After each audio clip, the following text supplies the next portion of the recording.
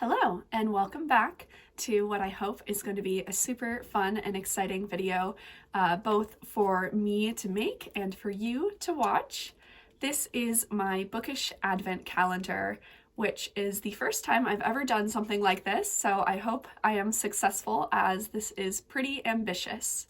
I'm going to read 24 books in 24 days leading up to Christmas, one book a day. I'm first going to explain the setup of how I created my bookish advent calendar, as it is different than other bookish advent calendars that I've seen people do. A lot of times people have their significant other or someone else in their life buy them 24 books or 25 at random, wrap them up, and they open them each day, and they are not necessarily reading those books immediately.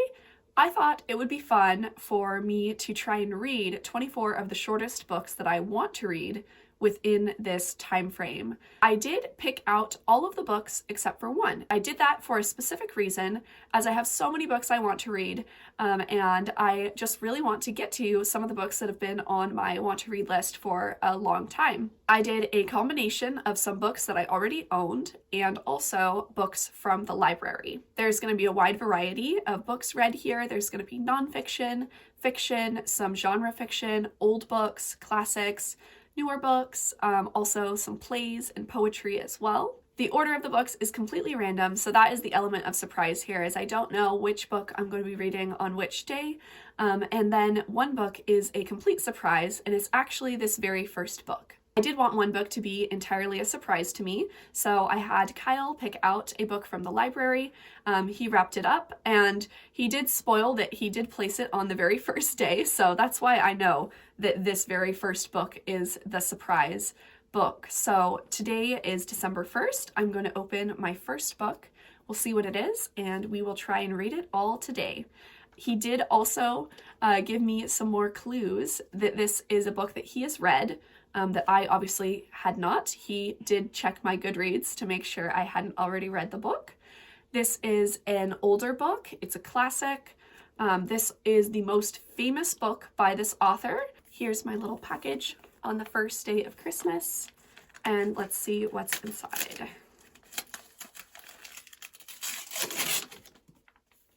Okay, I see the author. It's Jack London. And let's see what's in this little collection here.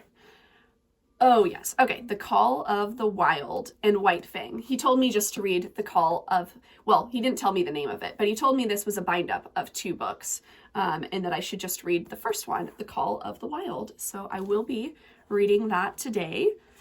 Ooh, I don't really know much about Jack London or The Call of the Wild at all. In my mind, this book sounds similar to those like classic shorter works that are kind of, for whatever reason, seen as boy books. Like I'm thinking like Robinson Crusoe and like Tom Sawyer and things like that. I don't know why that connection is in my mind.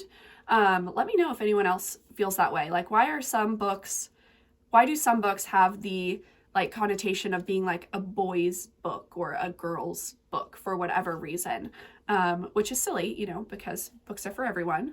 And this is a beautiful copy. Ooh, I'm excited about this. Look at this. And as you can also see, I'm not at my home today. I'm actually flying back home, so I had taken this first wrapped book with me. Once we get back home, I'm excited to show you the big stack of wrapped books. Just looking at them makes me so excited. So I will be back once I've finished Call of the Wild and let you know what I think.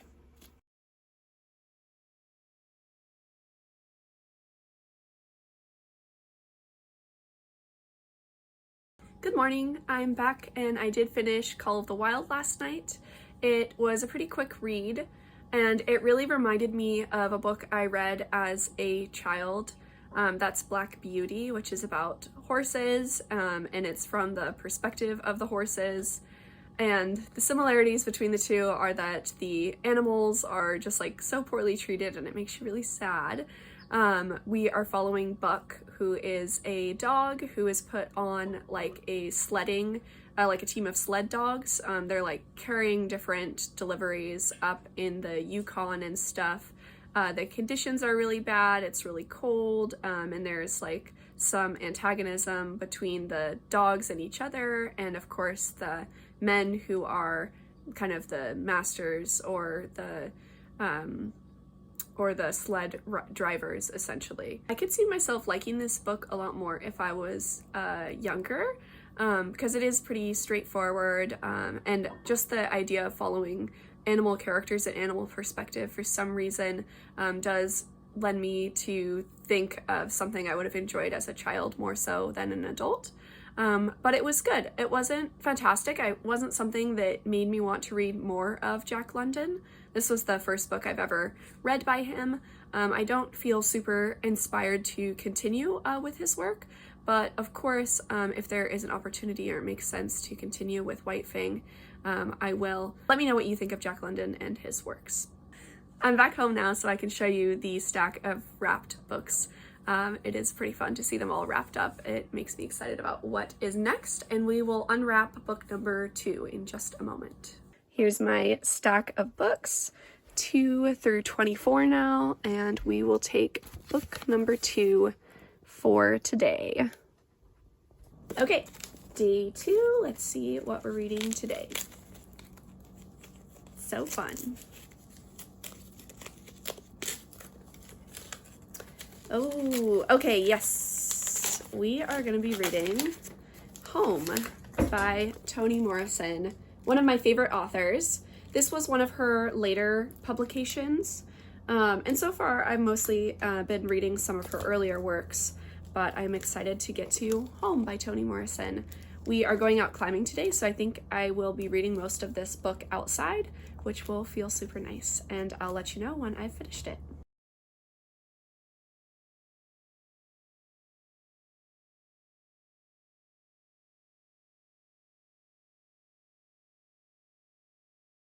And I finished Home by Toni Morrison. It was so nice to read this book outside yesterday. I nearly read the whole book outside and just left the last 20 pages for when we got home in the evening. Home follows the Money family, mainly Frank Money and his sister C. They grew up in Lotus, Georgia, a small town where there's nothing really going on. It's kind of a place where you want to escape from, it sounds like. Frank is a Korean War veteran, so he was deployed to Korea, served in the war, and is now back in the States and suffering some PTSD from his experiences over there. He is on a journey to return to Lotus to rescue his sister C from an abusive situation that she had gotten herself into with an unsafe work environment and just other forms of exploitation. Interspersed throughout the book are flashbacks of their childhood together, kind of giving us more of an insight into the relationship between Frank and C as siblings. C is a younger sister, and Frank was always incredibly protective over her. And they didn't have a great childhood. They were mostly raised by grandparents, one of which who sounds like was just not a very nice person. Maybe loved them, but wasn't great at expressing that in any meaningful way, and certainly wasn't the kindest to them either. It really does feel like Frank and C really only have each other, and that's forming the central relationship of the story, this sibling dynamic, and then relating to the title Home. What is home? Lotus, Georgia doesn't totally feel like home to Frank anymore. It's somewhere he didn't want to return to, but it's somewhere where he needs to return to resolve things and to also reunite with his sister. Toni Morrison is an exceptional author. She's someone that I think has forever changed the literary world with the things she wrote about and the way she writes. As I mentioned, this is one of her later works, definitely not one of her kind of most beloved works within her collection, and I do agree with that. I think this is a good book. It's not outstanding in the ways that Song of Solomon or Beloved had moved me, but it's still such a solid book and a very beautiful story as well, that is dealing with a lot of painful topics within it. I wanted to read these couple sentences here just to give you a glimpse into how beautiful Toni Morrison writes. You don't know what heat is until you cross the border from Texas to Louisiana in the summer. You can't come up with words that catch that. Trees give up, turtles cook in their shells. Describe that if you know how. She remains one of my favorite authors. I thought it would be fun to do a little Morrison tier ranking of what I have read thus far. My number one, probably nearly favorite book of all time has to be Song of Solomon. And then just below that, I would put Beloved. And just slightly below that, I would put The Bluest Eye. Then I kind of have the three that I didn't feel were outstanding, but still worth reading to me. I'm someone who wants to complete all of Morrison's work. I would put Home on the same level as Recitatif, which is kind of a short story, and also Jazz. I haven't read any of her other work yet. She's just someone that I always want to keep returning to. Her work, I know, will be something that once I've completed all of it, I will definitely be rereading at certain points in my life. And she's just an author that has really influenced the way that I think about reading and love reading and find a passion for learning more about these authors and reading extensively through their work. So I was very happy to have read Home for this little project here. It's now December 3rd, so we'll see what we are reading today. This is a cute little package here, another hardback.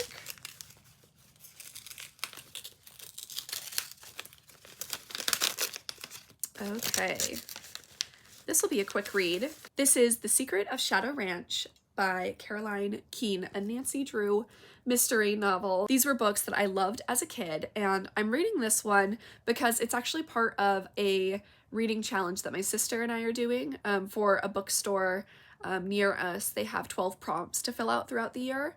And the prompt that we picked this book to fulfill is an amateur sleuth. So Nancy Drew, she's a young girl, an amateur sleuth. There's always some kind of a mystery. These are children's books, so there's nothing too intense and scary within them. But I have not read a Nancy Drew since I was a kid. Ella has already completed this book for our reading challenge, and she didn't really like it. She said that there is definitely stuff in here that did not age well, relating to indigenous peoples, and I believe this is set near a reservation in some way. Because of her opinion, I don't necessarily have high hopes for this, but it will be fun to return to something that I haven't read in a really long time, and some easy reading as well. I'll be back once I've finished my Nancy Drew book.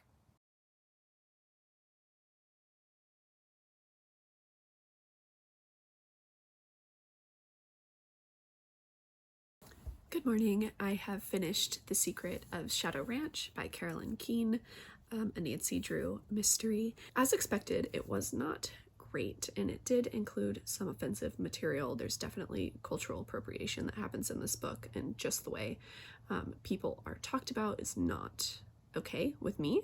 And I know this was written a long time ago, but I still think that, you know, the just like blatant disregard for someone else's culture is disrespectful at any time. So I definitely think that this did not age well. I did learn that the Nancy Drew mystery novels were actually written by a bunch of different authors. Keene is actually a pseudonym, and many different authors were like commissioned to write these Nancy Drew mysteries, so it is plausible that some of them might have been better written than others. This one was not great. There was multiple reveals, so a little nuanced in that way. But, you know, it is a children's book, so when someone is caught or discovered, they kind of immediately confess to everything, and everything's just kind of told to you straight up. There isn't anything left for you to kind of figure out in any way. I'm glad that I finished that up. I'm hoping for something a little more enjoyable today. Here is the book for today. Looks like a big one. I think I remember what this book might be, just like based on the size of it, but we'll find out together now.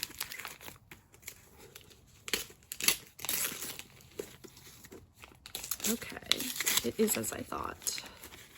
I recalled this being like the biggest book that I had picked out, so here it is. There's nothing on the cover, it's just a plain blue book.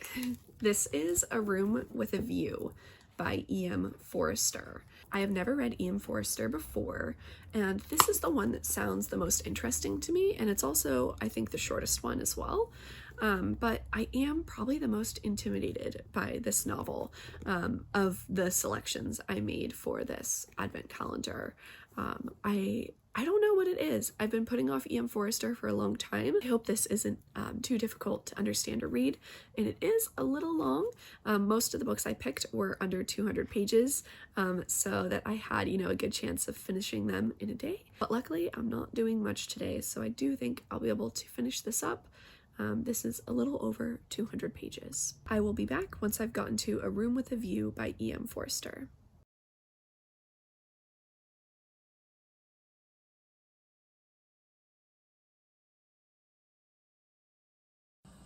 I have finished A Room with a View by E.M. Forster, and it was pretty enjoyable. It was a little tough for me to get into it at first. We're introduced to quite a few characters all at once, and there is a bit of just dated kind of words in here that we don't typically use anymore, so that was a little difficult to understand. But we are following a group of British people, and they are in Italy on vacation, essentially. And our main character is Lucy Honeychurch. She is a young woman from kind of an upper middle class family. They kind of follow typical societal norms. They're conservative in their politics. And in Italy, Lucy and her cousin and the others there meet the Emersons. There is an older man, Mr. Emerson, and then his son, George Emerson. And immediately Lucy is kind of struck by these two, and particularly George, the younger man, because they are a family that's very different than hers. They are lower class. There's a bit of a rumor about what happened to the matriarch of the family that kind of gives the vibe that they might be a little seedy, and they are socialists. So Lucy is intrigued by this, but she is also wary, and this is just something kind of unfamiliar, but that kind of unfamiliarity and difference is what draws her to George. The second part of this book, we are back in England, and Lucy is actually engaged, but to a different man. George reappears, and there is a kind of classic love triangle who will she choose moment. The writing and just kind of the critique of societal norms and gender roles was very Jane Austen-esque to me. I am actually curious if other people have compared E.M. Forster to Jane Austen, and I wouldn't be surprised if so. There's a lot of similarities in the writing style, also a little bit of humor in here, which also felt very similar to Jane Austen's style of writing to me. I do think she picked the right man in the end. E.M. Forster has written many books, many of which are well loved and acclaimed. I've always been interested in Howard's End and Maurice. A Passage to India I've recently heard talked about, and that sounds intriguing as well. So I wonder what my next E.M. Forster will be, and I'm not sure how soon I'll be returning to him as an author. Like I mentioned, this book was a little hard to get into for me. I wasn't immediately captivated by the characters or the writing, even the setting. So I think that I might put it off again for a little while, but I am very happy to have read my first E.M. Forster now. Here is book number 5, A Little Tiny Thing. Let's see what it is. This is Eastbound by maylis de Kerangal, translated from the French by Jessica Moore. I love these little editions. I also love French flaps. I just think they're aesthetically very nice. This is a story that takes place on a train, following an older French woman, and it sounds like a soldier as well. This is about trust, relationships between people of different backgrounds, and I'm excited to get to this. I don't remember where I first heard about this book, but I've been wanting to read it for a while. I'll be back once I have finished this book.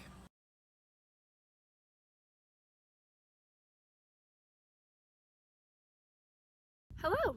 We are camping for the next couple days, so I finished Eastbound yesterday with a view overlooking this valley here while we're doing some climbing. I think Eastbound is my favorite book yet that I've read for this little project. We are following Alyosha, a young Russian boy who is drafted for service in the military, and also a woman named Helene, who is a French woman who had been living in Russia. They are both on board a train that is eastbound, as you could have expected. Alyosha is on the train because he is going to be deployed, so he is on the train with a bunch of other soldiers and then some higher-ups within the military as well, while Helene is actually just wanting to kind of escape. Helene's story we know a lot less about. We know that she fell in love with a Russian man and she came to live with him in Russia. And upon arriving there and starting her life with him, she became very unhappy and just felt like she was out of place. And she is leaving him for kind of unspecific reasons. Alyosha, like Helene, is also trying to run away from something. He does not want to be a part of the military. He has already been like bullied and beaten up, and it's not something he wants to partake in, and he wants to figure out a way where he can get off of this train without them knowing and slip off and desert. Helene speaks French. Alyosha speaks Russian, so they can't understand each other. But in a brief encounter, they become each other's accomplices in a way. Really, Helene is the one who is going out of her way to try and hide Alyosha, make sure that he can get off this train and get away from the military, while Helene stays more reserved, and we're still not revealed much about her experience and what she might be running from. It's really interesting to follow two characters who couldn't really speak to one another. They only knew tiny bits of each other's language, so basically all of the interactions are going off of body language. The book's written in a way where it's very high stakes. You feel nervous that Alyosha will be discovered, his plans will not come to fruition, and of course he would likely be punished very severely for that. Helene would, of course, probably get in trouble for helping him. So you have this high stakes and a lot of scenes where there is like this secrecy and hiding and urgency. So that really kept the pace up and moving really quickly through this book. If that sounds like a book you would like, I definitely think this is a good one for that. I brought book 6 with us, another tiny little book. So let's find out what I will be reading today. Oh, okay. This was one of the books, as I mentioned, I put some books in here that I already owned that I wanted to get to. This is the first book we've encountered that is not a library book. And this is Us by Jordan Peele.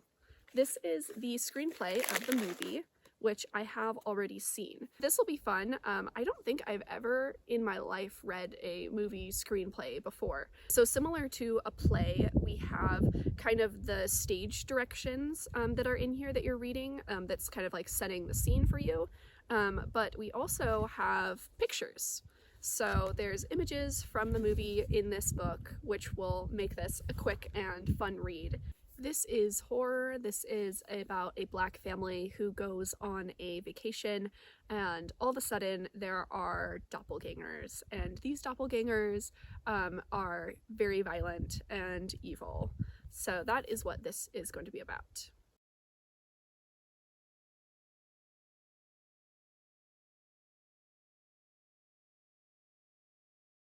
I finished the screenplay of Us by Jordan Peele, and I really enjoyed it. It actually added a lot to the movie in that there were a lot of subtleties in the movie that I didn't pick up on. I think when you're watching a movie, it's easy for, it to just blow past you if it's just a tiny sliver of a scene, especially not knowing the ending beforehand. But when I was reading this, I was able to pick up on a lot more foreshadowing and other things that were going on, just like built the tension a lot more than the movie did, actually. In the back of the book, they have this section which is called Cosmology, which is essentially a bunch of references that are in the movie and just kind of explanations behind them or different words or meanings, just even song choices and why they were made, which is pretty interesting. The cosmology isn't explaining the meaning behind the movie, which Jordan Peele mentions in his introduction here is meant to be more ambiguous in that everyone can take something different from it and none of them are necessarily right or wrong.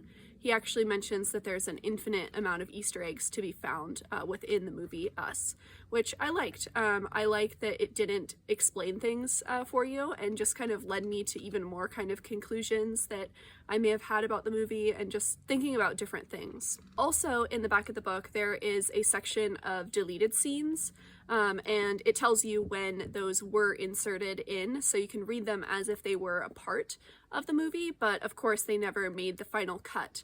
That was interesting. It just added a little bit more, and also something I noticed was a lot of those scenes that were deleted were things that made the movie, I think, a bit more obvious. I also have the screenplay of Get Out, I believe, and I haven't yet watched that movie, so I'm gonna watch that first, but I'm really excited about this, and this just made me more interested in Jordan Peele and his work. We are now on book number 7. This will be a week of reading a book a day, which is exciting, and let's see what today is. Ooh, this is another book that I own. This is Louise Erdrich's Traveling in the Land of My Ancestors, Books and Islands in Ojibwe Country. I have yet to read a Louise Erdrich, and I found this at a library book sale for 50 cents, so I couldn't pass it up. And this is nonfiction. This is about a trip Louise Erdrich took with her baby and the baby's father through southern Ontario in the land of the Ojibwe people. And just connecting with her history and also this relationship, you know, now having a baby with her. And I think this will be very beautiful and just nature writing and meditative. So I'm excited to get to this.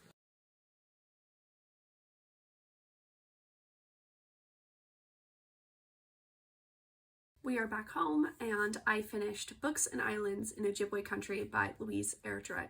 As expected, this is a really meditative and relaxing read for me. I am not super familiar with this part of Canada and the United States, which is the border between Minnesota and Ontario. In that region, you have many lakes. This is like the Great Lakes region. There are tons and tons of beautiful lakes and islands within those lakes, and that is where we are visiting with Louise Erdrich. She talks about a variety of things within here. A lot of it is focused on her relationship with her daughter, who is very young at this time, just an infant. And this was something I didn't know about Louise Erdrich. So she already has had multiple daughters that are pretty grown, and she's 47 years old at the time she wrote this book. And was having this experience with a newborn baby. I love books where you see glimpses of the world, especially the nature, through the eyes of a child, and you see that a lot within this book. This is kind of an exploratory experience for her. Along with her daughter, she is learning and kind of relaying in this book a lot of the stories of the Ojibwe history, which she has learned and is experiencing there by visiting these different islands, places. They are seeing a bunch of cave paintings and things like that.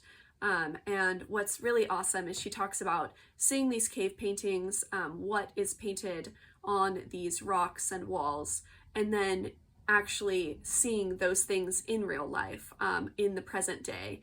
Throughout this book, there is a ton of the Ojibwe language, which I really love in books, nonfiction or fiction, just being immersed to languages that I am unfamiliar with. She talks about the language and the difficulties in learning the language, and her best attempts to kind of immerse the reader in that, and herself, as she was not a native speaker of this language. I wonder if there is an audiobook for this book, because I do think it would have been really nice to hear the proper pronunciation of a lot of these words. You know, I'm just making my best attempt sounding it out in my head, but I'm sure I have it all wrong. So I would have loved to hear that in an audio format. I'm really happy that this was my first experience with Louise Erdrich and it went so well. It gets me more excited for reading her fiction. I do know that like Plague of Doves sounds really fascinating to me. Love Medicine I also hear is amazing, and she's a very well-loved author. I do also love authors who talk about what they are reading, and she does that within this book as well. She talks about the books that she packed with her on this trip, and a little bit at the end about what it's like having a bookstore, because she does own and operate a bookstore in Minneapolis. We are now on day 8. I think it's funny you could tell which packages I wrapped, they're all done really badly, and which ones Kyle did. Kyle was the one who put all the labels on it, so I don't know what the books are, but I can tell which ones I definitely wrapped because I suck at wrapping. More so, I'm just not patient and care to make it perfect like he does. Today, we are going to be reading Sozaboy by Ken Saro-wiwa.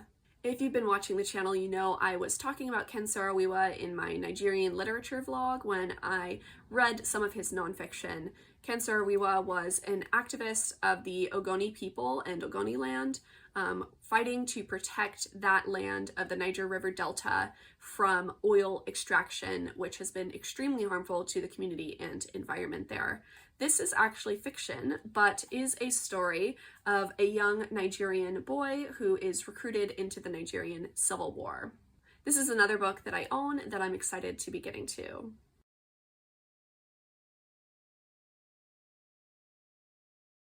I have finished Sozaboy by Ken Saro-wiwa, and this has been the book that's taken me the longest to get through. It was about 180 pages, and it's written in a very unique way. I wanted to read this description from the introduction to make sure I'm not missing anything about the kind of language that is used within this book. Saro-wiwa subtitles the novel as a novel in Rotten English. Rotten English, as he explains, is a blend of Pidgin English, which is the lingua franca of the West African ex-colonies, corrupted English, and occasional flashes of good, even idiomatic English. In other words, the language of the novel is a unique literary construct. No one in Nigeria actually speaks or writes like this, but the style functions in the novel extraordinarily well. So many of the words that are used in here that are unique to this book are things that you kind of need to sound out in your head as you're reading them, and to make sure you understand them. Most of the language I could understand without needing to reference the glossary in the back of the book, but that is there in case there's any confusion of the meaning of some words. So sozaboy, for example, that means soldier boy. Soza is soldier. We are introduced to a young Nigerian boy who is from Dukana, the place where he lives, and we are immediately introduced to a few other supporting characters in this book. His mother, and Agnes, who is a love interest of his, and Zaza, who is an elder of this town, who speaks about the war of past. And the war that Zaza is speaking of serving in is actually World War II. So at the time of World War II, Nigeria was a British colony, so Nigerians were sent to serve in World War II, fighting against Hitler. So Zaza is kind of our elder and a little bit of a voice of reason when it comes to war because he has experience. As the Nigerian Civil War breaks out, our main character becomes involved. He is recruited and joins as a sozaboy, or a soldier. It is there that he becomes aware of the horrors of war. There is gunfighting, bombing, planes, lots of people who are starving, many people who are displaced. People are living in very bad conditions in different refugee camps, and of course he is off on his own. He is separated from his mother, Agnes, and anything that he is familiar with. But as the war progresses, he quickly becomes very disillusioned once he realizes the reality. There's something that a character in here says repeatedly: war is war, and that just kind of means that there is really nothing good there. War is all violence and destruction. There's many people suffering, lots of people dying, and just a lot of pain in this experience, and that is what our character comes to find out. I've never read a book quite like this, where there is this use of a dialect that's kind of made up, essentially.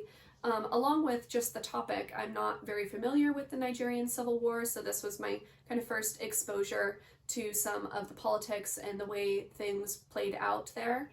It's something that I am interested in learning more about, and I know that There Was a Country by Chinua Achebe is a great memoir of his own experience with the Nigerian Civil War, and I think this was a good entry point. As I mentioned, it can be a little slow reading in this kind of a language, but it is really rewarding because the voice is so unique and memorable. That's something that I really valued in reading this book. I now have day 9 here.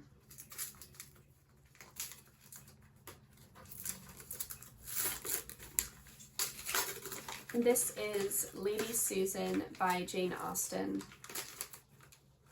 I thought it would be fun to read one of Jane Austen's shorter works. in this Advent series because I am really nearing the end of my journey with Jane Austen. Of course, it's not the end in that I think I'll revisit her throughout my life, but I've read a lot of her books now and there isn't much left. However, I haven't read Lady Susan yet. This is one of her smaller works. I'm actually not certain if this was a complete work. I believe it is, but it's not considered like one of her big 5 novels. It's a tiny little thing. So we will be getting to this today.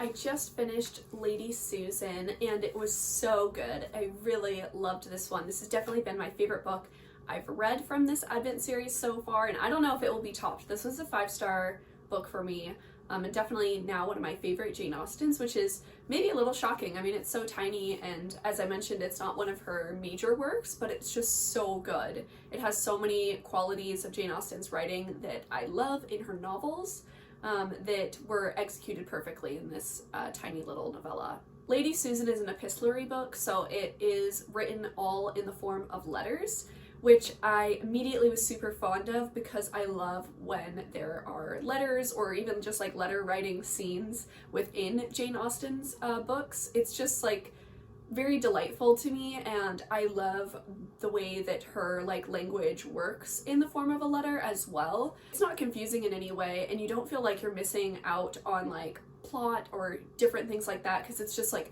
everything's contained in the letters and they're all really, really exciting. Lady Susan is a woman who is a widow. Her husband has died in the last couple months. It's still fairly fresh, and she is looking to marry another man. And we know things about Lady Susan from all the people who have interacted with her and have been around her, and they're not very great things.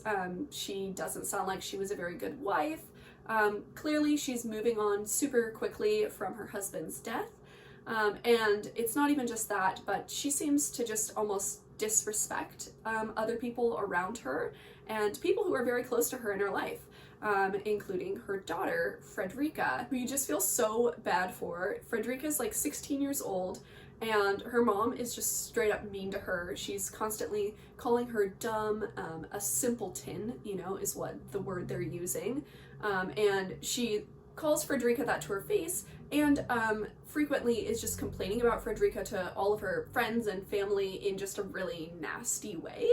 And Frederica is innocent. I mean, she is a child who probably is grief-stricken by the loss of her father, and she has a mother who clearly is acting out. There's almost 2 love triangles going on in this book, but they overlap slightly, so things get very convoluted and complicated, though it's not difficult to understand at all.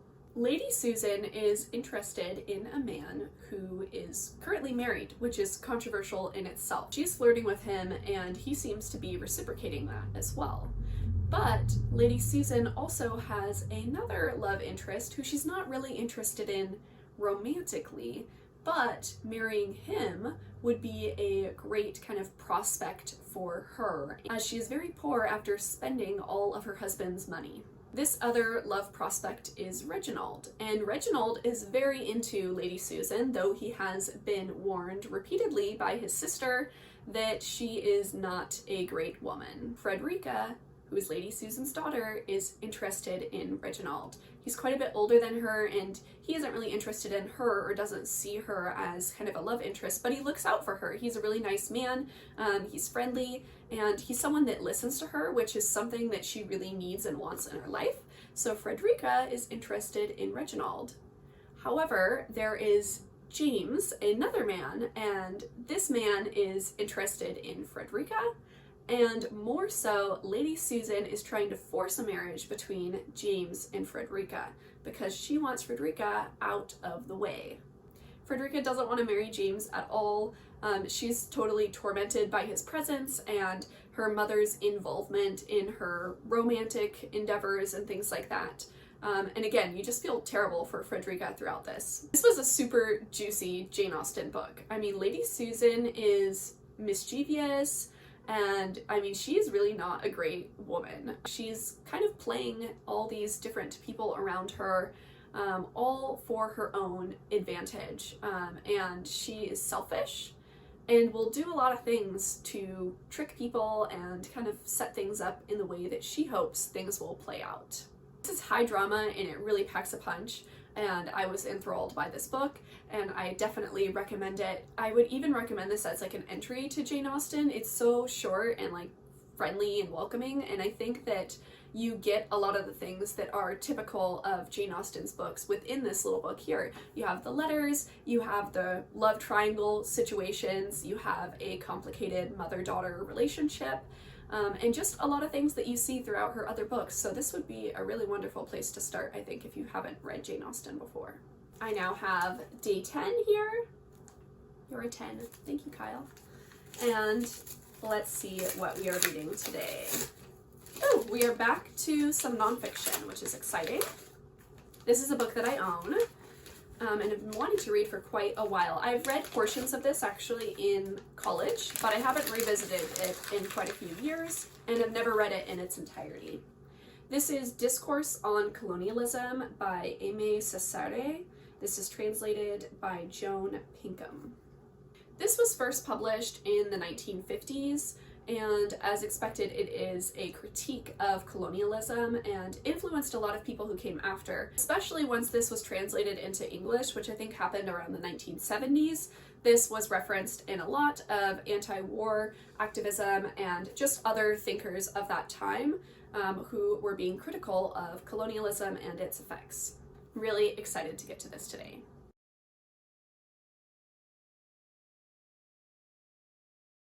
I finished Discourse on Colonialism, and it was a really good book. It's definitely dense, but not hard to understand, and there are quite a lot of references in here to different publications, thinkers, and other things of this time, so 1950s, and this is heavily focused on Europe. I think this is an important read, especially with the historical context of how this has influenced thinkers that have come after.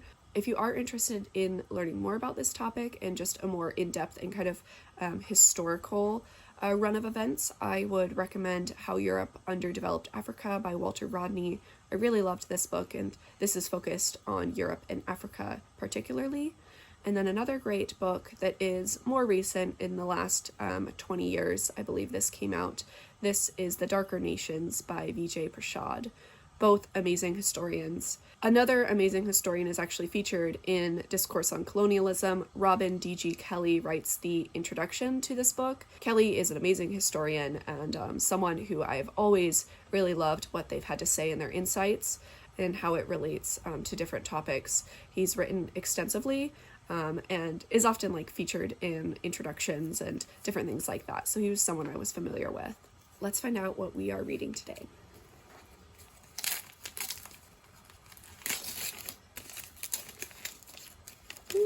More nonfiction. Another classic of nonfiction. This is slightly different, a feminist classic. This is A Room of One's Own by Virginia Woolf. I do have a history with Virginia Woolf. I am very fascinated by her and her works. I want to read a lot of what she has written.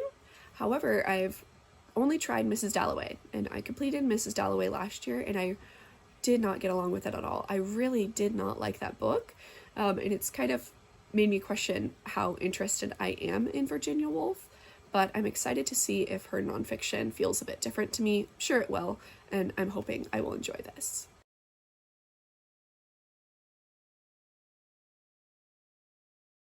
I have finished A Room of One's Own by Virginia Woolf, and thankfully I enjoyed it a lot more than Mrs. Dalloway.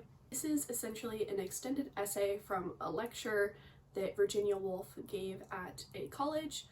She was lecturing to young women writers, and this is kind of her way of encouraging women to write and to reflect on the ways that they've been marginalized in different ways, which may have prevented them from writing or fully exploring their creative passions. The title comes from Woolf's conclusion, which is any young woman writer or any woman writer in general should have access to a room of one's own where they can lock the door, be by themselves, not be disturbed, and write. They should also be paid for this as well. She speaks about how many young, successful male writers had that privilege of being able to essentially study and write by themselves without worry of housework, children, all these things that are typically left to the women.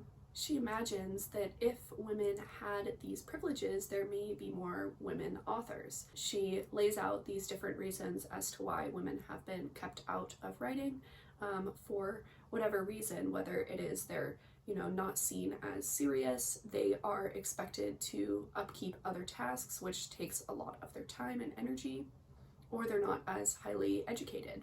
She's a little bit meandery in her ways of getting to her points, but when her points were laid out, they were very clear and very fiery as well, which I did enjoy. Feels really good to read a book that I know has been so significant in so many authors' lives and just for women in general. I've read so many books now that have referenced this, so it's really nice to read it in its entirety here. I think my energy for Virginia Woolf is definitely renewed by reading this, and I hope that I will continue with her and find more success in her fiction after reading this. Day 12, we are at the halfway point, which is really exciting. I'm surprised how easy this has been for me. I thought it would be pretty challenging, and there's certainly been some days where it felt harder than others to finish the book, but overall I'm just still so excited about this project.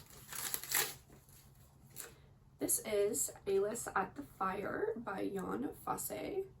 This is actually one of the books I'm most excited for that I had put into this advent calendar, because Joan Fosse is someone that I haven't read yet, but I just keep hearing so many great things about, especially from people that I like to watch like SJ and others who have just sung the praises of Fosse many times over from much of his work.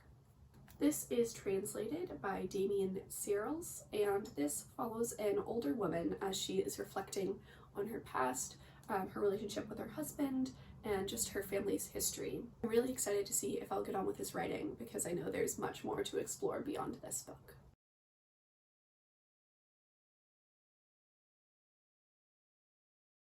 We are back outside camping and climbing again, and I have finished Aliss at the Fire by Joan Fosse.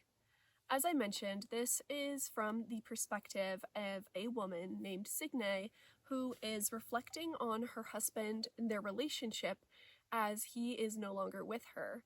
They live on an icy fjord, and Asne oftentimes goes out in the boat, and one time he does not come back. This is a great wintertime book for that setting, especially if you're somewhere where it snows or it's raining a lot, the wind. It's very atmospheric in that way. We're constantly jumping back and forth through different timelines here. One where Signe is waiting her husband to return, and another where she is now decades later just reflecting on that night in general.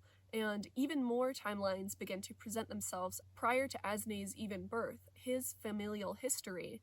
They all have lived in the same place on the fjord. All the men have been guys who go out on the boats, and there have been many close encounters with death and the water, and that is a recurring theme we see here.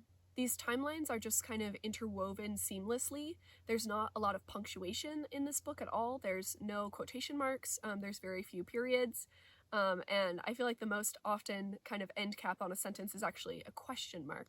And that made this feel very like fever dreamy or lucid, dreaming kind of a way, because there is no definitive marking of when you're about to shift to a different timeline. And all these timelines are so seamless because the lives that have lived have been very similar. We're introduced to Aliss, the great-great-grandmother of Asne, and her history of having a child, then a grandchild, which is Asne's grandfather, and that child was almost lost to the water too. This book was slightly confusing to me. All of the lack of punctuation and just this like kind of fluid way that it was written made things feel a little blurry to me. And actually I think I need to listen to some other people talk about this book to make sure I actually understood correctly these relationships and what was going on. I do think there is some ambiguity in this book as well, and I would like to hear that talked about by others. because I think I have my interpretations of what I thought I was reading, but I do believe you could certainly make a different interpretation of the book as well. Lucky number 13 is the book of today, and let's see what it is. Whoops. Ooh, we are back to a book that I own, and is also the first book I will be reading by this author, who's very well loved and acclaimed. This is Joyce Carol Oates's Black Water. Joyce Carol Oates is someone where you see her name everywhere. She's written so many different books, and they're always in the bookstore or the used bookstore, but I haven't found myself particularly interested in any of them, with the exception of this. When I heard about the synopsis of this book, I was very fascinated and eager to get to it. I'm excited to be starting my foray into Joyce Carol Oates with this book.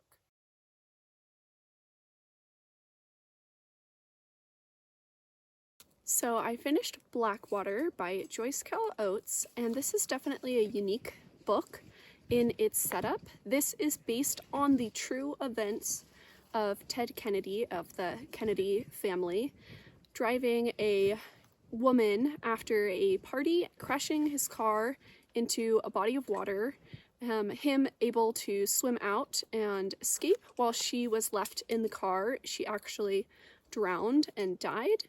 He actually didn't report this incident until the day after it had happened. It happened in the evening. He didn't report it until early the next morning, and this woman passed away. Of course, this was very controversial when it happened because he was a prominent political figure at the time, and he faced very little repercussions for this. Apparently, this did delay his run for president. He did end up running a few terms later, and he was defeated in the Democratic primary by Jimmy Carter, who then lost to Ronald Reagan, but he remained a U.S. Senator until his death. So his political career, while it was tarnished by this event, it certainly wasn't ruined at all. He still was able to go about his life as normal and was very successful. This is a fictionalized retelling of that event, and of course Joyce Carol Oates is taking her own liberties with it because it is fiction. She really emphasizes the power imbalance between these two people. And of course that this woman was in the end really taken advantage of. Her life was lost, and the person who was at fault for that faced very little repercussions because he was a wealthy, well-to-do man. Well, I think this book is important because it condemns this awful tragedy that happened, and also just kind of brings more attention to the matter, as it seems to have been kind of swept under the rug and forgotten about. I think this was written in the 90s, so it was maybe a decade or two after the actual event happened, so it was definitely bringing this kind of back to light, resurfacing this conversation. I didn't really like how this was executed and done, because the young woman in this story, who Joyce Carol Oates calls Kelly, she is just so focused on the men that are around her. The senator, who's not named, but is representing Ted Kennedy here, she's infatuated with him, starry-eyed in meeting him, and maybe those things are true, but it just seemed like a disservice to this woman's memory to have so much of her focus in this book be on the men around her. There's also a lot of talk about an ex-boyfriend in here, and I just felt like, this is fiction, so you can take your liberties with it. Why would you choose to have so much of this woman's inner monologue and thinking be surrounding the men? I think that it can both serve the intents well, in that I think that she really meant well and did do well in actually tackling this super difficult thing that is controversial, but just didn't execute it, I think, to my liking, or in a way that I thought was tasteful. There's a use of repetition in this book that's really heavy-handed. I wasn't too fond of it. It has to do with the title, The Black Water. For a large portion of this book, Kelly is submerged in the water that she is going to drown in and die in. It's just repeated a lot, over and over, even some of the same sentences, and then of course the words black water as well. I think that, you know, she did that with a purpose of just really trying to lay into the reader how awful this death was, and really terrible. She actually was alive in the car underwater for quite a while. There was an air pocket. When they did recover her body, they found her in this position in a way where there definitely was an air pocket, that she was alive underwater breathing, and she ended up suffocating because, you know, you ran out of air. That's really emphasized in this book, and just how traumatic and horrible of a death that is. But I found it just a little heavy-handed for my liking in a book. I think I'll leave it at that with Joyce Carol Oates for the time being. I now have day 14 here, and let's see what we're reading.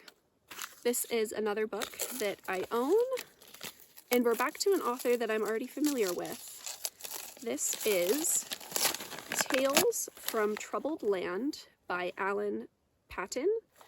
This is a South African author. I read his book, Cry the Beloved Country, last year, and I really loved it.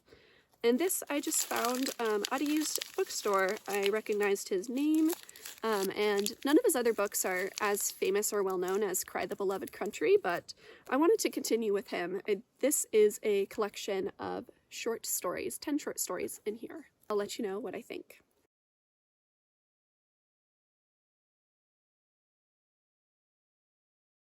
I finished Tales from a Troubled Land by Alan Paton. This collection of 10 short stories followed themes that I was familiar with from Cry the Beloved Country. Alan Paton tackles race relations in his work between white South Africans and black South Africans. He was alive during the apartheid era, and he was a white man who was staunchly opposing apartheid, and he tackled this through his literature. Many of the stories in this book are set in a reform school, which I did a little more research on Alan Paton and figured out that he actually was a principal at a reformatory style of school, and he was responsible for introducing like progressive ways of thinking about reforming these young boys who had committed crimes or for whatever reason had ended up in this reform school. He was responsible for implementing things like allowing visitation outside of the school, allowing the boys to work outside of the school property, really just encouraging reformative justice. And I thought that was pretty fascinating. Makes sense why he sets so many of these stories in the reform school, as it was a place he was very familiar with.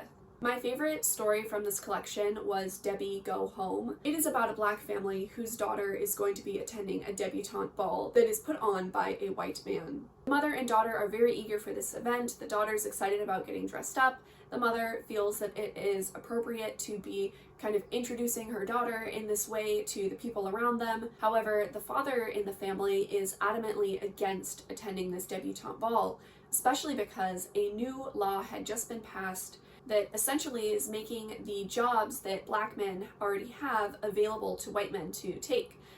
His job is no longer guaranteed. He's worried about losing it. And overall, he's extremely upset because they don't have a vote in this, and these rights have been taken from them wrongfully, and they don't have a say politically against this. So he wants to make a statement, their family to not show up at the debutante ball, or at least protest it in some way. And there's a conflict within the family. You have a father and son on one side, and a mother and daughter on the other. That was the most fascinating story to me. I definitely think more people should read Alan Paton. As I mentioned, Cry the Beloved Country is a very wonderful book, and I definitely recommend starting there with his work. I now have day 15 here. Let's see what I will be reading today. Ooh, we are sticking with the theme of African literature. This is Kehinde by Buchi Emecheta, another author who I read from actually very recently in my Nigerian literature video. I'm excited to get to this because I really loved her book, The Joys of Motherhood, so I'm thinking that I will like Kehinde as well.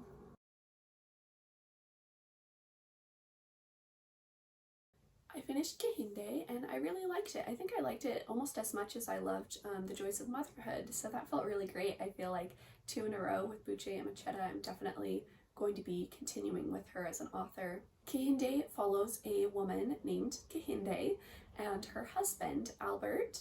They live in London, though they both grew up in Nigeria. And they now have 2 children together.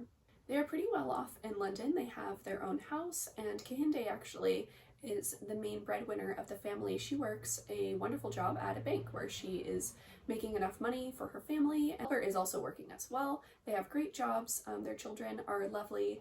I think they are 13 and 11 years old when the book opens. But Albert is longing to return to Nigeria. His family is writing him and begging him to come back to Nigeria to bring the family and to move back there. Albert does move back to Nigeria and with the 2 kids as well, and Kehinde is left in London. At first, she's okay with this. She actually didn't want to go back to Nigeria. She likes her life in London. She also feels like Albert's family doesn't really care for her the way that they care for Albert. So she's happy to stay in London and kind of finish all the loose ends of things with their house and stuff before joining the family in Nigeria. She then moves to Nigeria and reunites with the family, but things are very different in Nigeria. Her husband has actually taken another wife without telling her, and this is really difficult for her to deal with. This book is about the struggles of being a Nigerian woman, dealing with like pride and jealousy as it relates to the family dynamic. It's also about independence and what it means to be an independent woman, whether that is having a job where you are making enough money for yourself and not reliant on your husband or another man to maintain your finances, or just in the way that you look at life and go about life and make decisions for yourself. Similar to the book I've already read by this author, this centers a very strong woman at its center, and a focus on the relationship with men and just other women in general is very strong here, and just dealing with relationships and how they can be complicated and difficult, and how to maintain one's own self within a relationship with other people, I think is really seen here. I really enjoyed this book, and I actually think the next thing I would like to read by Aime is going to be her autobiography, as she grew up in Nigeria and then moved to London and became an author. I think following this book up with that would be really interesting to see if there's any parallels in the story that was told here with her own life. We are now on day 16, getting closer to the end. Anyway, this is actually our first play. I did put some plays in here because I own this one and I wanted to get to it before the end of the year, as I had a goal to read 5 plays this year and I haven't read any yet.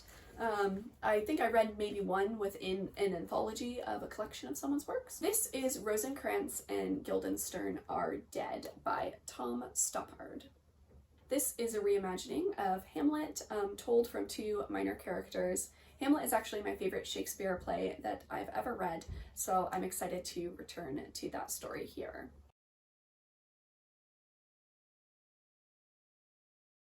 I finished Rosencrantz and Guildenstern Are Dead by Tom Stoppard, and it was a pretty entertaining time. This is a play that focuses on Rosencrantz and Guildenstern, who are 2 minor characters in Hamlet, but they are the main characters in this story. This is a very philosophical play dealing with existentialism, as Rosencrantz and Guildenstern are trying to figure out exactly what is going on and what their place is in this story. They aren't really privy to a lot of the goings-ons of what is happening in the story of Hamlet, relating to the king and Gertrude, Hamlet, and Claudius. So they really have no idea what is going on, and they are just on the periphery here and trying to figure out what's going on, but they are pretty much clueless. And they also don't realize their own role. They don't realize that they are actors in this play, and ultimately their role is that they will be killed at the end. There's some really funny dialogue between Rosencrantz and Guildenstern in here, especially as there's confusion over who is who. And this is done intentionally because in Hamlet, Rosencrantz and Guildenstern, they're really interchangeable characters. If you swapped the names on their dialogue, the story would still make total sense. Same thing here, either one is interchangeable with one another, so there's some funny scenes where there is a confusion of who is who. They even get themselves mixed up with each other. There's also an amazing scene where the 2 are playing a game which they call like questions, and they're basically asking each other questions and trying to prove like fallacies within each other's arguments, and it kind of just reminded me of like a communications class where you have to identify all these different modes of making an argument and communication with one another. That was very entertaining. Overall, this did make me want to return to Shakespeare, especially reread Hamlet, as I just love that story. I think it's very entertaining, just a perfect play in my opinion, and just explore more within Shakespeare. Tom Stoppard is super clever with his words here, and all of that is, you know, due to how much he could really work with. The source material that he was using was way ahead of its time in terms of like tackling philosophical arguments and just amazing entertainment as well. So I want to return to Shakespeare after reading this. I now have day 17. You can tell that this is a hardcover, and let's see what it is. This is an author that I've been reading from mostly for nonfiction, actually. This is His Own Where by June Jordan. This is fiction by her. She was a social and political activist who had a lot of commentary on race in the United States. She sadly passed away from cancer, but she's someone who I think has just been overlooked, but is kind of akin to people like Angela Davis, or Audre Lorde, and she's just really amazing. This is her first novel, and I really don't know anything about it. I just know that when I see her name, I want to read more from her. So this is His Own Where by June Jordan.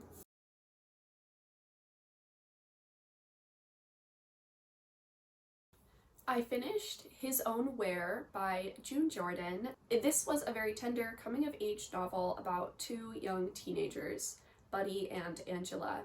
I honestly probably wouldn't have picked this book to read unless it was June Jordan. This is actually a young adult novel, which I didn't realize when I picked it up. I wasn't even aware that June Jordan wrote for children, so that was a surprise. I won't say it was a pleasant one. I'm someone who doesn't read young adult books anymore unless they have a nostalgia factor for me. Just not really interested in young adult books and plots. And this book definitely had some kind of like tropey things that I think are common in like a young adult romance novel. This feeling of like us against the world and let's just escape and run away together, which I'm not particularly fond of, but it was pretty cute and well done in this book. June Jordan is a poet as well, and although this is prose, this is written in a very poetic way. Her sentences have a kind of cadence to them, which feels very poetic and just sounds really good if you're gonna read it aloud or you're like really sounding it out in your head.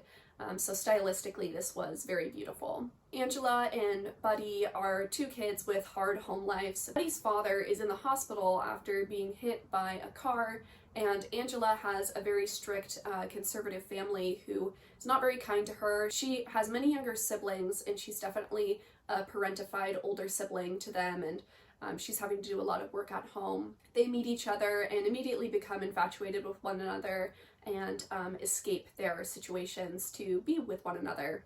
I'm happy to have read another one of June Jordan's books, and I know I will continue with her work. Day 18. And we are back to a library book. This is a book which I actually don't know much about at all. I knew that I wanted to include this author in this video, but I picked a book at random from what was available at the library. This is The Abortion by Richard Brautigan. I read his novel In Watermelon Sugar and was just very fascinated with him as an author and his ideas and concepts. And this is another one of his works.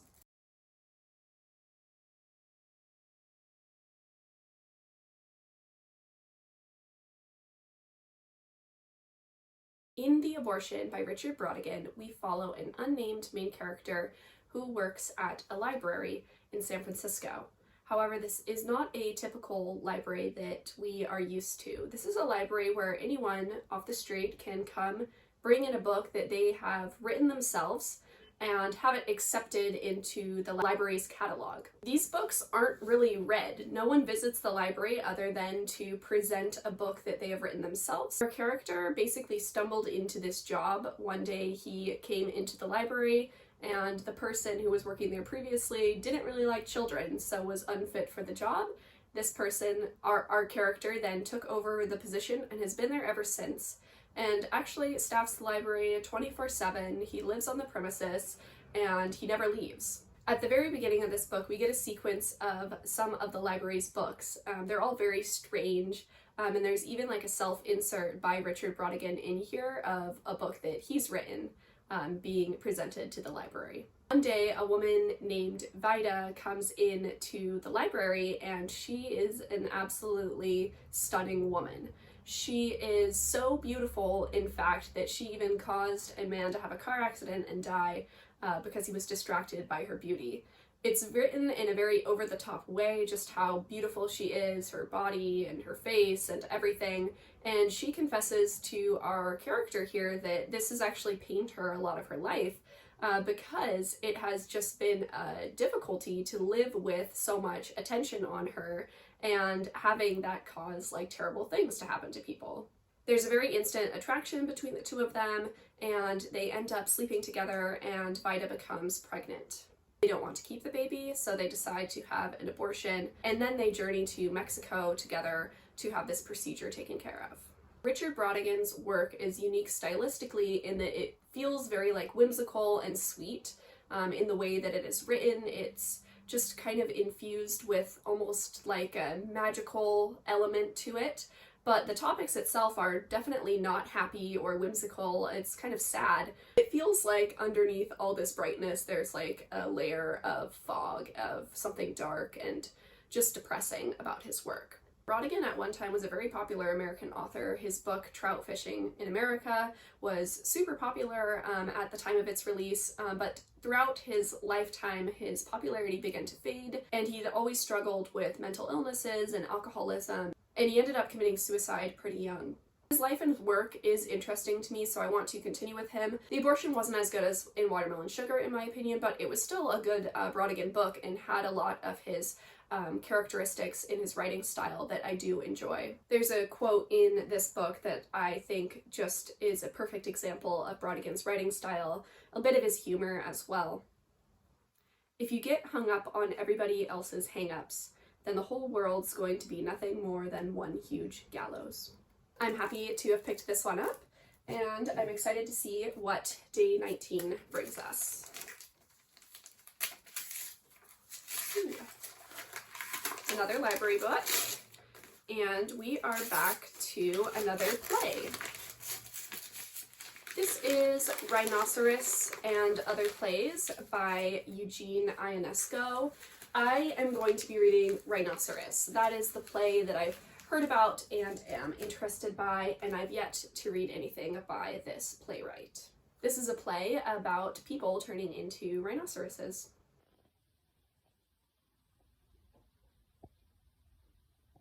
I finished Rhinoceros, and I forgot to mention this is a translated play. It is translated by Derek Prouse, and I really enjoyed this. This was super entertaining and fun. As I mentioned, it is about people turning into rhinoceros. You're set in like a town where a lot of people seem to know each other. It's pretty close-knit. There's a lot of back and forth and a lot of chaos as all of a sudden more and more people are turning into rhinos and wreaking havoc on the town. There's a whole discussion as to why this is happening. They don't really know if this is like the flu, if it's like some kind of illness that's contagious to other people, or if this is like something wrong with people's like mental stability that's causing them to turn this way. But that in itself is pretty entertaining as well, to try and watch these people figure out what's going on. There's an increasing paranoia as they are now afraid that they are going to turn into rhinos as well. I think this would be really fun to watch actually performed on a stage, because it isn't like an instantaneous transformation into a rhino. It's slow. At first people's voice becomes like hoarse and is starting to fade away. Their skin is slowly turning green-ish, green-gray colored, and then of course the horn begins to protrude from their head. So this like slow transformation as more and more people are getting freaked out and just like nervous about this situation, I think would be pretty entertaining to watch live. I have day 20 here, and let's see. This is another library book. This is Field Guide by Robert Haas. And this is our first book of poetry that I'm going to be reading. I don't know much of what this is about or who Robert Haas is, but this book was recommended to me, so I'm excited to read it. Field Guide by Robert Haas was a pretty successful collection of poetry for me. I've had an on and off year with poetry, mostly finding that I've only enjoyed authors that I've already previously enjoyed, and trying some new poets out this year hasn't gone super well, but this I would consider a success. Robert Hass mostly writes about nature, and specifically the California coast in this collection, which is a place that is very near and dear to me. It's where I've lived my entire life, in various coastal places. I love that this felt super familiar, and just the beauty and awe in the California coastline is absolutely stunning. I think that it is one of the most beautiful places I've ever been to, and I loved how Haas described it here. He also talks about the exploitation of the land, the environmental impact that humans and development have had on the land, which I appreciated in his work. And overall, this was pretty beautiful and relaxing, similar to Mary Oliver in some ways, though less focused on like little creatures and animals, more so on like plants and trees and things like that, and also just a little bit more dense than Mary Oliver's works, but I think that these two do kind of fit in the same basket. Day 21 now, and we have, looks like, another library book. Ooh, I forgot about this. This is The Heart of a Dog by Mikhail Bulgakov. I'm a little bit nervous about this one because I haven't read any Russian lit in I think maybe 2 years now. I don't know if you'd count Nabokov. He kind of like blends both American and Russian lit, I think, in his work. So this is Mikhail Bulgakov's Heart of a Dog. This is translated by Michael Glenny, and I have never read Bulgakov before. I have liked Russian literature. I have enjoyed Tolstoy. Dostoevsky was alright, pretty good for me, but my favorite so far has been Tolstoy of these classic Russian literary figures, so I'm excited to see what I'll think of Bulgakov. The Heart of a Dog by Mikhail Bulgakov. This was a very strange book. The book opens and you're in the point of view of a dog who is astray, is on the streets and just kind of scrounging around for food, handouts. He knows where to go and how to kind of manipulate people into giving him food, but life is really tough. Then one day he is taken into a wealthy man's house. This is Philip Filipovich, and he is kind of a professor, doctor, scientist type person. And he takes the dog in and immediately is fawning over him. He gets fed a bunch of food and his quality of life increases very drastically. He gains a bunch of weight. He gets to eat luxurious food. He has people caretaking for him, both Philip Filipovich, the master and owner of the dog, but Filipovich also has a servant as well who is serving the dog now, so the dog's life gets much better, and this dog is named Sherek. Things then take a very different turn when Filipovich decides to operate on Sherek and do an experiment with him, essentially. He puts some human parts into Sherek, basically transplanting human body parts into the dog. This is a very graphic scene. It really caught me off guard just how kind of upsetting the scene was to me. Anything with like animal cruelty is really uncomfortable to read, but the fact that this was like medical experimentation just made me feel really queasy, and definitely did not make me feel great reading this book. I don't normally have that adverse of a reaction to reading things in books, but this was really graphic and surprising, so do be wary if you are sensitive to that.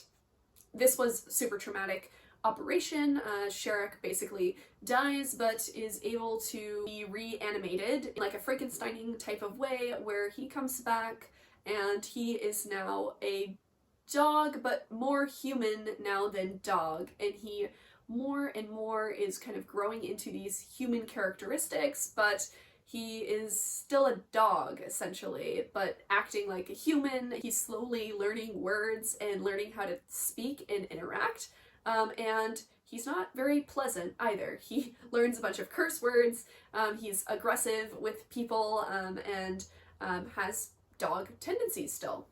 Filipovich is distraught by this. This has garnered him a lot of attention. There are people wanting to see the dog person thing and just look into him closely, you know, why did he do this and what was the actual result and things like that.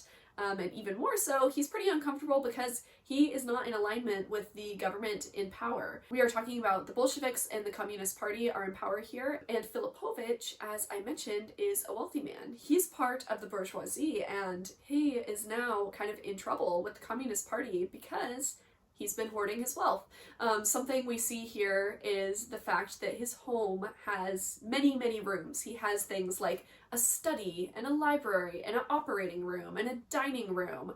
And someone from the party comes to him and says, you're going to have to give those rooms up. Those are going to have to be rented out to other people. There's no way that we can allow you to have all of that property to yourself. And Filipovich is very upset by this. This reflects Bulgakov's own views, as Bulgakov was part of the White Army, who was then defeated by the Red Army, and Bulgakov was not happy with this result. Bulgakov himself was a doctor, part of the upper class, so he was very dissatisfied with this new government that came into place. And those views are seen very clearly here. Filipovich and the dog, who is now a human, are at odds with one another because the dog, formerly known as Sherik, is actually a representation of the lower class. He came from nothing, and he was then brought up, and now he is seeking to assert his dominance over Filipovich. And so you have this conflict between Filipovich and what he has created here. Overall, this was a really interesting book. Definitely a very large metaphor being played out here, and Bulgakov is someone who you can tell infuses his own political opinions into his work very strongly. Pretty interesting. I definitely want to read The Master and Margarita. I've been intimidated by that book, just because it sounds complicated and confusing, and just with Russian lit in general, I think it's kind of a subsection of literature that is intimidating to me. You know, it's very political. There's lots of like names and historical figures oftentimes referenced, whether that's like overtly or not. And that's something that feels like a daunting challenge to tackle. But maybe I'm a little more prepared after reading The Heart of a Dog. But I could say, I don't know if I would be ready for that many more pages of Bulgakov and his political musings. I don't know. This was a strange book for me. I can't really say I enjoyed it, but it was intriguing, and I think that it is definitely different. And if you like things that are weird and political, this is a great book for those two things. I now have day 22 with me. We're getting so close to the end here. This is a book of poetry. We're back with poetry today, and this is Blood Dazzler by Patricia Smith. This is Smith's most well-known work, and I wanted to start here with my foray into her poetry to see if I get along with her writing. This collection is concerning Hurricane Katrina and the aftermath of that tragedy.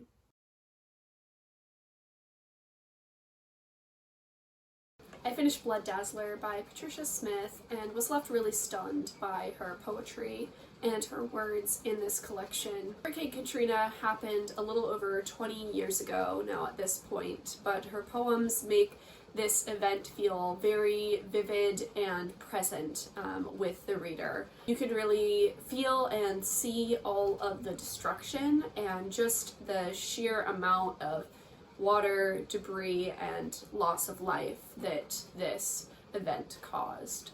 A lot of the poems are really heartbreaking. Obviously, they're all centered around a very real event, but she even takes some specifics and centers some poems around specific people and very specific instances of things that happened, whether that is right away when the storm was hitting or in the aftermath, and how people were cared for or really like lack of cared for. I've never read a poetry collection that centers around an event or something so specific as this, and I think it was a great choice. I think it made the collection extremely powerful and cohesive. I'm not very familiar with poets and poetry. I dabble a little bit here and there, but I would love any recommendations of poets that have done something similar stylistically, because I'd really like to explore this elsewhere with other poets and things. And of course I want to continue with Patricia Smith now after reading this, because I was really wowed by it.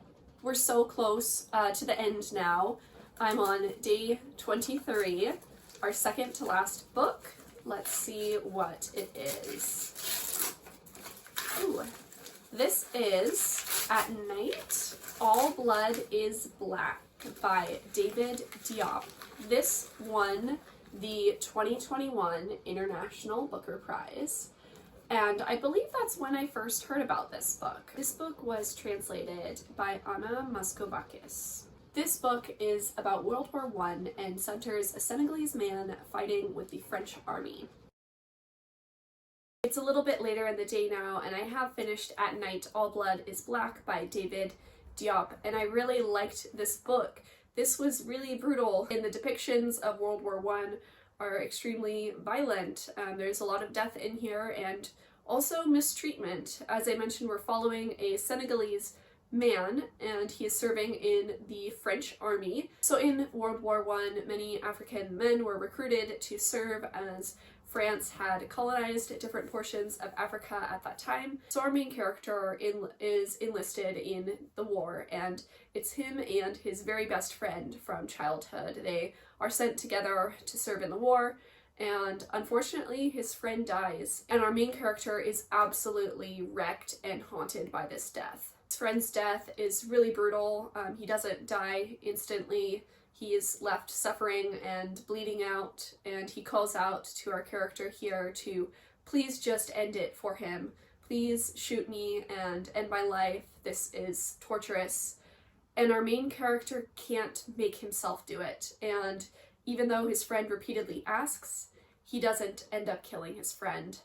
And this is something that he now has to live with. He feels a lot of guilt over this, and he's really now on a revenge mission, and he is becoming increasingly more and more violent and almost hallucinatory in his behaviors and the way that he is acting. His fellow army men are intimidated by him, a little bit freaked out, making up stories and rumors about him as well, and this is all really difficult for him to deal with. I thought this was really well written and very poignant.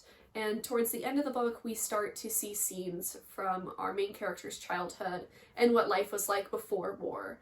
And you feel even more deeply for him, knowing that he had this rich, background and upbringing that he's been taken away from. And, very likely he's gonna die in a similar way to his very best friend. I can definitely see why this was an International Booker Prize winner. I think this book was very well done, and I'm happy to have read it, and would be curious to know what else David Diop has written, because this was impressive to me.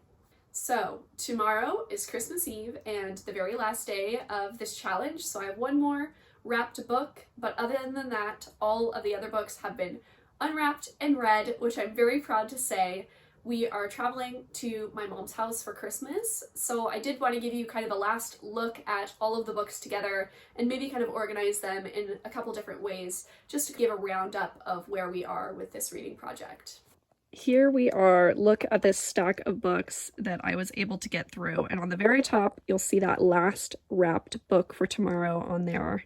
Here's a look at authors I've read from before versus authors that are new to me. On the left here, I had already read books by these authors, and these were all authors I tried for the first time.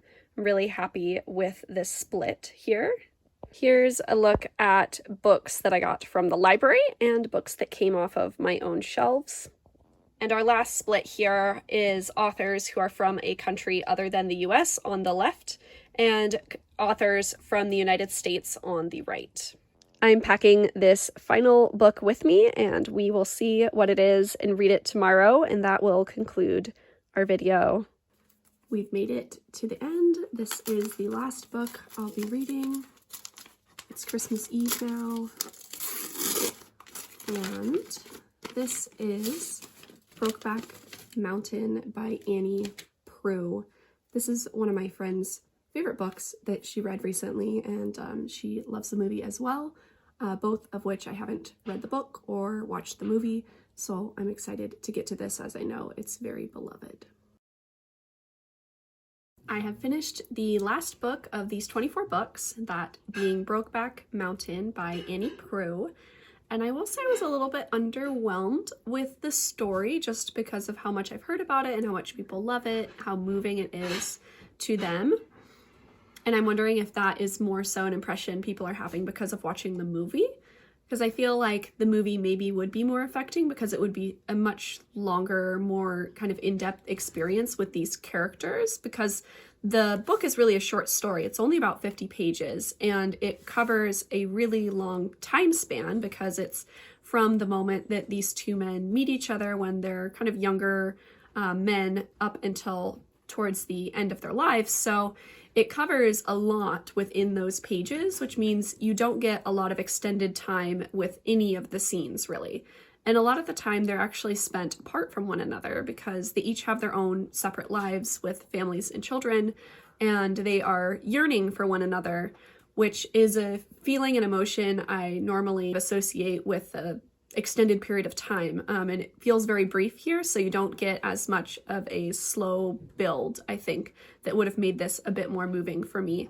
But I could definitely see how this would be adapted very beautifully. And I did enjoy the story as well, and Annie Proulx, I liked her writing style too. This was my first experience with her. Not a bad place to start, but I do think maybe The Shipping News would be another great one to try and get to from her. My favorite books from this series were Lady Susan by Jane Austen and At Night All Blood is Black by David Diop for the fiction picks. And the best nonfiction, I think, was Discourse on Colonialism, A Room of One's Own, and also Louise Erdrich's book as well. I think those were my favorites for the nonfiction. There weren't too many misses. I would say the only two books that I honestly probably wouldn't recommend or I didn't actively enjoy the reading experience would have been the Nancy Drew book. I think just objectively it's not a very good book, and it didn't age well. So that's definitely a skip. And then Black Water by Joyce Carol Oates.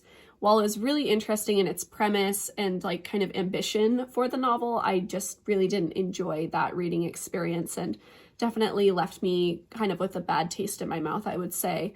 But most everything was really enjoyable, so I feel like this worked out for the best. That's gonna conclude this video. Let me know what you thought, if I should do this again. I'm surprised I made it to the end kind of seamlessly. I didn't struggle too much. I thought there might be some days where it was going to be harder to get through books, or I wouldn't have enough time, or would lose some motivation throughout, but overall I found this really fun. It stayed exciting, and I'm really happy with what I read in general as well. These are all things that I've been wanting to read for a while, and it feels good to get them done before the year ends here. Thank you so much for being here, and I'll see you next time.